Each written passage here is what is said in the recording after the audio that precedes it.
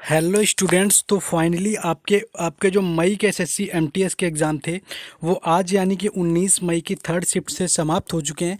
अब जिनके भी एग्ज़ाम होने हैं उनका सेकेंड फेज़ का एग्ज़ाम होगा जो कि जून में होने हैं। और यहाँ पर आज 19 मई का आपका था जो कि थर्ड शिफ्ट का एग्ज़ाम समाप्त हो चुका है। तो देखेंगे कि थर्ड शिफ्ट में कौन कौन से क्वेश्चन पूछे गए थे। पहला क्वेश्चन आया हुआ था कि संविधान के अनुच्छेद 23 और 24 किससे संबंधित है। अगर इस अनुच्छेद की बात करें तो आप अगर सेकेंड शिफ्ट का वीडियो देखेंगे तो पहला ही क्वेश्चन बताया हुआ था, उसमें हमने एक्स्ट्रा फैक्ट में आपका बताया हुआ था कि अनुच्छेद 23 और 24 शोषण से विरुद्ध आपका अधिकार है। तो वही आपका घुमा फिरा के ही पूछे जाते हैं क्वेश्चन।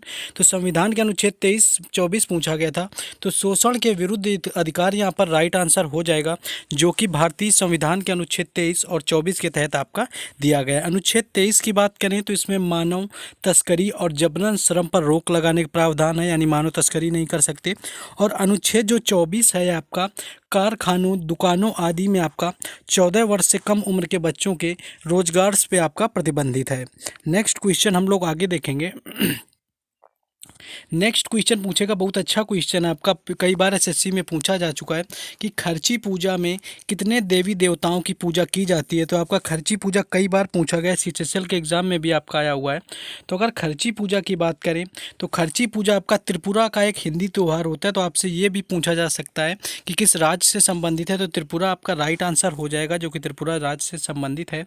और इसमें 14 देवी देवताओं की पूजा की जाती है, जिन्हें कि आपका त्रिपुरी लोग कुल देवता मानते हैं। और इस क्वेश्चन की मैं बात करूं, मैंने सीएचएसएल का एग्ज़ाम आई थिंक या सीजीएल का दिया हुआ था, इससे पहले वाला मुझे एग्जैक्ट याद नहीं है, सीएचएसएल का ही था।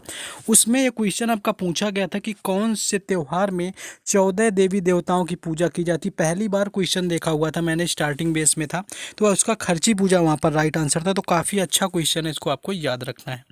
नेक्स्ट क्वेश्चन देखेंगे कि यूएस ओपन 2022 का खिताब किसने जीता हुआ है। अगर यूएस ओपन 2022 की बात करें तो कार्लोस अलकराज इसका राइट आंसर हो जाएगा, जिसने कि यूएस ओपन टेनिस टूर्नामेंट जो ओपन हुआ है 2022 का, इसका खिताब अपने नाम किया हुआ है। फाइनल के मुकाबले में अल्कारेज ने नार्वे के कैस्पर रूड को आपका हराया हुआ है। 19 साल के कार्लोस अलकराज का यह उनके करियर का पहला ग्रैंड स्लैम रहा हुआ था। तो ये जो आपका कार्लोस अलकराज का पहला आपका ग्रैंड स्लैम है, जिन्होंने यूएस ओपन 2022 का खिताब जीता हुआ है।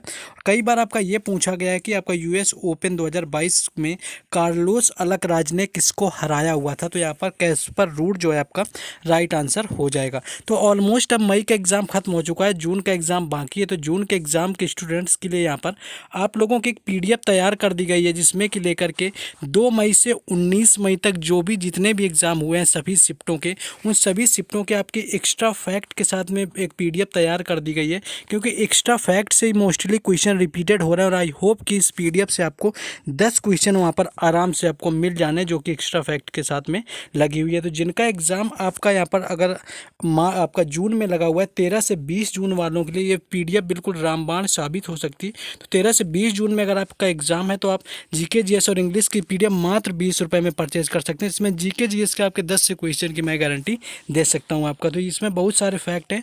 तो रामबाण पीडीएफ है, जिनको लेना है जून के एग्ज़ाम में तो आप लोग यहाँ पर इस नंबर पे आपको व्हाट्सएप करके ये कांटेक्ट कर सकते हैं। व्हाट्सएप नंबर आपको गिवन है, इस नंबर पर व्हाट्सएप पर कांटेक्ट करके आप ले सकते हैं। चलिए क्वेश्चन में अपने फिर से वापस आ जाते हैं। क्वेश्चन आपका ये नेक्स्ट पूछा गया था कि जो चंद्रगुप्त मौर्य थे, चंद्रगुप्त मौर्य के बाद मौर्य साम्राज्य का शासक कौन बना। तो सम्राट बिंदुसार मौर्य यहाँ पर राइट आंसर हो जाएगा, जो कि 298 में मगध साम्राज्य के सिंहासन पर बैठा हुआ था, क्योंकि 298 ईसा पूर्व में ही चंद्रगुप्त मौर्य की मृत्यु हुई थी। और इसके मौर्य वंश के बाद आपका मगध में शुंग वंश आता है, जो कि पुष्यमित्र शुंग के द्वारा इसकी स्थापना की गई थी। और 185 ईसा पूर्व से लेकर के 73 ईसा पूर्व तक यह चला हुआ था। नेक्स्ट क्वेश्चन आगे है।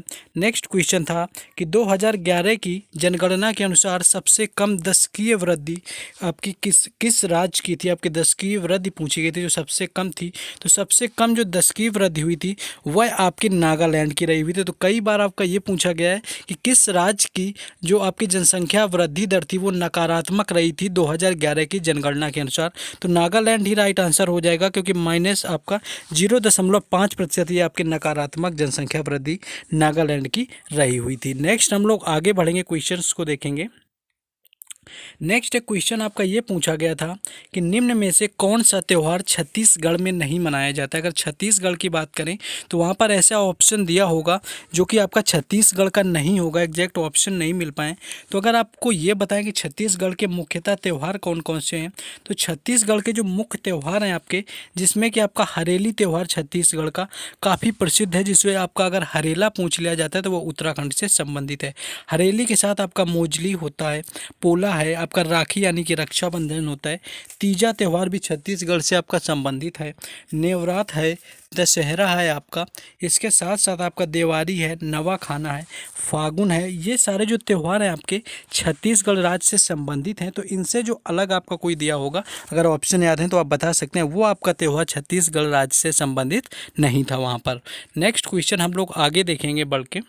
नेक्स्ट आपका पीडीएफ बता ही चुके हैं कि आपको कैसे क्या परचेज़ करनी है।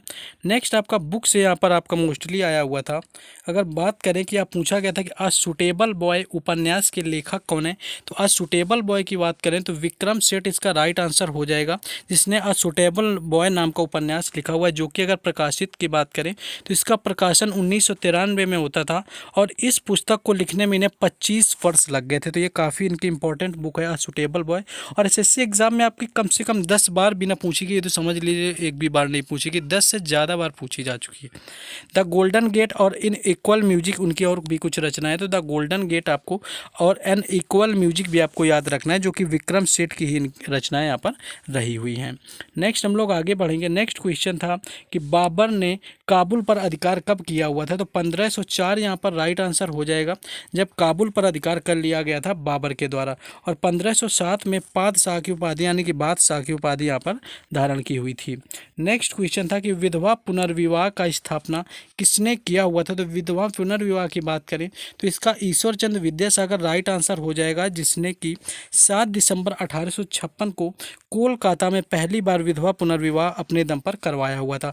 तो विधवा पुनर्विवाह में जो पूरा योगदान रहा है वो ईश्वर चंद्र विद्यासागर का रहा हुआ था, और जो कि पहली बार इन्होंने 7 दिसंबर 1856 को कोलकाता में विधवा पुनर्विवाह अपने सामने करवाया हुआ था। नेक्स्ट क्वेश्चन आपका आया हुआ था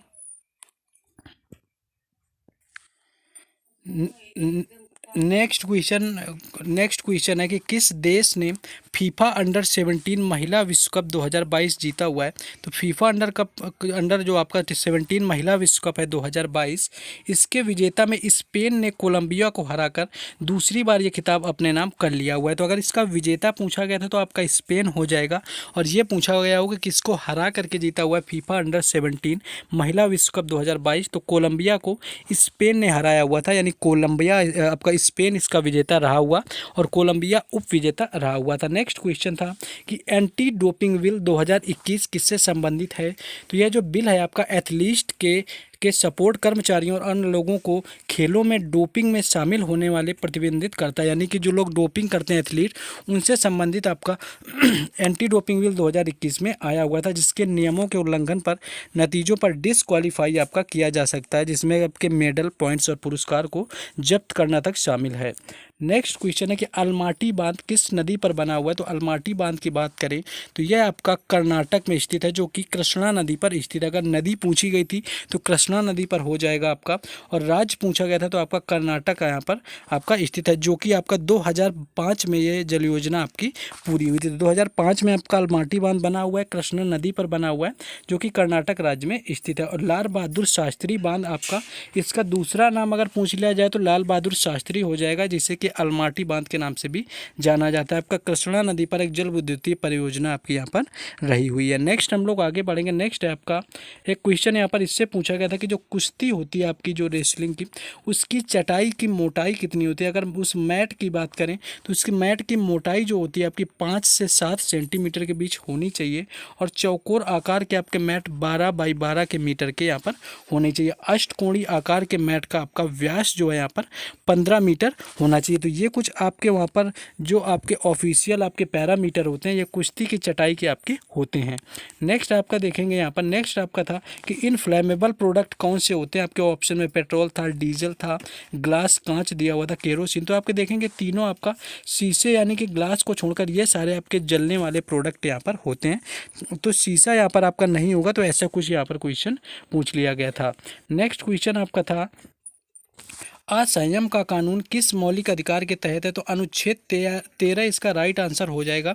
यह घोषणा करता है कि मूल अधिकारों में असंगत या उन्हें कम करने वाली विधियां शून्य होंगी, अर्थात ये विधियां न्यायिक समीक्षा के योग्य होंगी और यह उच्चतम एवं उच्च न्यायालयों को शक्ति प्रदान करता है। नेक्स्ट बढ़ेंगे, लेकिन उससे पहले जिन लोगों ने वीडियो को अभी तक लाइक और चैनल को सब्सक्राइब नहीं किया तो आपको करना है, क्योंकि जून में भी एनालिसिस मिलेगा, हर एग्जाम से रिलेटेड एनालिसिस मिलता है, प्लेलिस्ट बनी हुई है हर एग्जाम की। तो बस आप लोगों को थोड़ा सा सपोर्ट करना है, वीडियो को लाइक करना है, चैनल को सब्सक्राइब करना है और इन क्वेश्चंस का पीडीएफ आपको टेलीग्राम चैनल और व्हाट्सएप ग्रुप पर मिलेगा, जिन दोनों का लिंक आपको डिस्क्रिप्शन में दिया गया। तो आप लोग सिर्फ प्लीज़ सपोर्ट करें, अपनी रिस्पॉन्सिबिलिटी निभाएं, वीडियो को लाइक करें और चैनल को सब्सक्राइब यहाँ पर करें।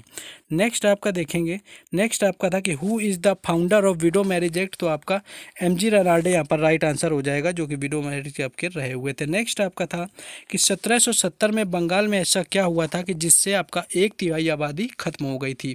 तो एक भयानक अकाल के कारण बंगाल में आपके 1 करोड़ लोगों का सफाया हो गया था, जो कि 1770 में आपका बंगाल में अकाल पड़ा हुआ था, और जिसमें कि आपके करोड़ों लोगों की जान यहाँ पर चली गई थी, जो कि 1769 और 1773 के बीच में आपके बंगाल और बिहार राज्यों में अकाल यहाँ पर पड़ा हुआ था। नेक्स्ट आपका था कि आपका यहाँ पर पूछा था कि खिलजी वंश के कौन से राजा ने अलाई आपका दरवाज़ा, मोती मस्जिद इत्यादि का निर्माण करवाया हुआ था? तो अगर अलाई दरवाज़ा की बात करें यहाँ पर, तो अलाउद्दीन खिलजी इसका राइट आंसर हो जाएगा, जिसने कि खिलजी वंश का आपका शासक भी रहा हुआ था यहाँ पर, और उसने ये आपके अलाई दरवाज़ा वगैरह का निर्माण भी करवाया हुआ था। नेक्स्ट आपका यहाँ पर था कि रेड एल्गी आपका किससे संबंधित होता है? तो रोडोफाइटा आपका होता है, जो कि लाल शैवाल का आपका वैज्ञानिक नाम यहाँ पर रोडोफाइटा होता है, और वे आपके रोडोफाइसी वर्ग से संबंधित होते हैं। इनके भी 2 वर्ग अर्थात आपका फ्लोरिडोफाइसी और बैंगियोफाइसी। तो ये आपका क्वेश्चन था ऑलमोस्ट। तो ऑलमोस्ट यहाँ पर 19 आपका जो मई से आपका एग्जाम फाइनली खत्म हो चुका है, फर्स्ट फेज का एसएससी एमटीएस का, और ये यहाँ पर थर्ड शिफ्ट के क्वेश्चन थे। तो यहाँ पर सारे बताने का आपको प्रयास किया। बाकी जिन लोगों का जून में एग्जाम है तो वो लोग ये पीडीएफ परचेज कर सकते हैं, काफ़ी उनके लिए फ़ायदेमंद होने वाली है, तो आप लोग परचेज ज़रूर करें। बाकी आपने अगर वीडियो को लाइक और चैनल को सब्सक्राइब और शेयर नहीं किया तो आप लोगों को जरूर करना है, और इन क्वेश्चंस का पीडीएफ टेलीग्राम चैनल और व्हाट्सएप ग्रुप पर मिलेगा, जिसका लिंक डिस्क्रिप्शन में दिया गया है, तो वहाँ से भी जुड़ जाएं।